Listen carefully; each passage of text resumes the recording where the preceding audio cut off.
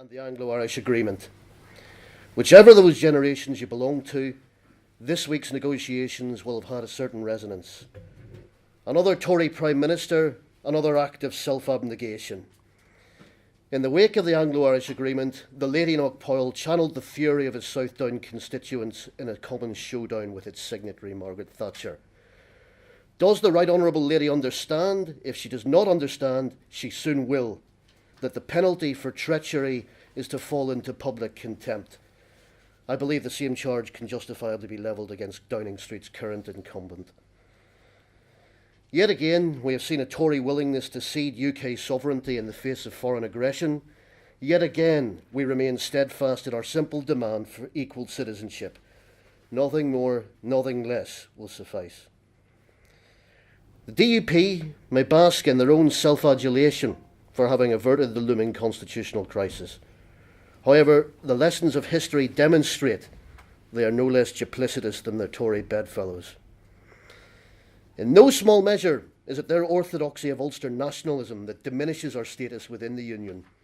Despite their emergence as kingmakers in Westminster, we remain on the very margins of national political discourse, viewed by many as an anomaly.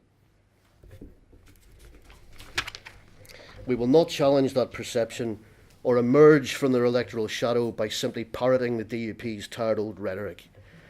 UKIP is the only party qualified as the vehicle to advance the unionist cause, electorally active across our four nations and represented in Brussels, Cardiff and the Lords, not to mention council chambers the length and breadth of the country. Among those MEPs, assembly members, peers of the realm and councillors are countless dedicated advocates for Northern Ireland, and we are honoured to be joined by one of them today.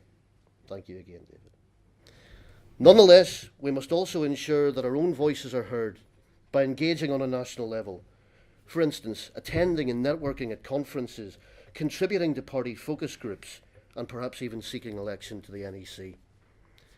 Through UKIP, Northern Ireland can begin to realise her unfulfilled potential as a full and active participant in a vibrant post-Brexit United Kingdom. And as the first step towards that goal, we are today implementing some structural reforms that integrate us closer with our mainland colleagues. The model we are adopting is based on the proposals outlined by National Party agent Noel Matthews during his visit to the province in March, and mirrors the arrangements in place in Scotland. Under these proposals, the Northern Ireland Committee will comprise representatives from each of the 11 district electoral areas.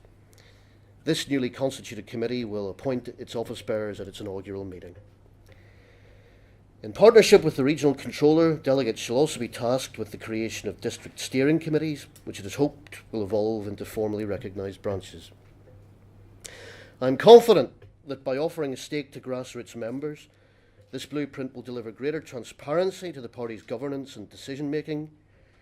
Members are the lifeblood of any organisation, and through renewed engagement with the party rank and file, not to mention harnessing their talent, I believe 2018 will see the emergence of a revitalised UKIP in Northern Ireland. What could be a more fitting mission statement for the challenges ahead than the words of that great patriot and unionist I mentioned earlier, Mr. Enoch Powell? Too often today, people are ready to tell us, this is not possible, that is not possible.